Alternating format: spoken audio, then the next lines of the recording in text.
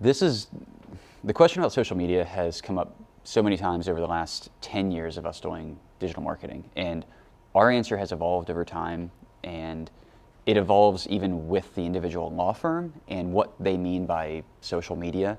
This is the thing that it's really frustrating for us sometimes, because people will say, you should do social media. And then they take that information and they go online, or they hire somebody that then posts 4 articles a month and they say, I'm on social media. Like, that is not social media. It's basically walking into a room, saying something weird, and then walking away, because that's all you're really doing. There's no context, there's no relationship, there's no nothing.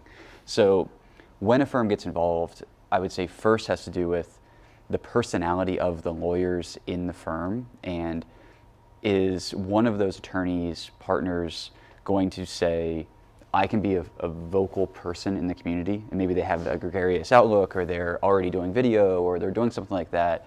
Those firms should be doing social media on their own with maybe some strategy help, and just running that and building a community, because they're probably great networkers already, and they just need to expand that out. Instead of just saying, oh, I can only get to 2 networking events a month, they can do those, but then they can also get on social media and develop that organically. If you don't have that, and you need to hire somebody who understands your voice and where you're going and all of those things, that's where it comes down to, okay, you have to spend money. It's not just time.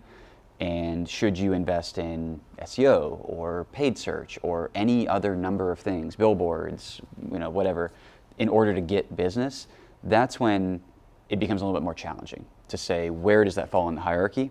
And a lot of it has to do with how quickly do you need cases. Like, if you need cases tomorrow, I would say organic, like community building type social media, not a great investment. In the same way that SEO wouldn't be a great investment in the short term. I would say you might want to do paid ads on social media targeting certain people, but you need assets for that generally, creative assets, video assets, things like that. So you have some capital to put in, versus something like paid search, where you can just say, I don't need to create anything other than ad copy. That can basically happen in a day or two, start getting calls. So it has a lot to do with what you need from cash flow, what your internal experience is.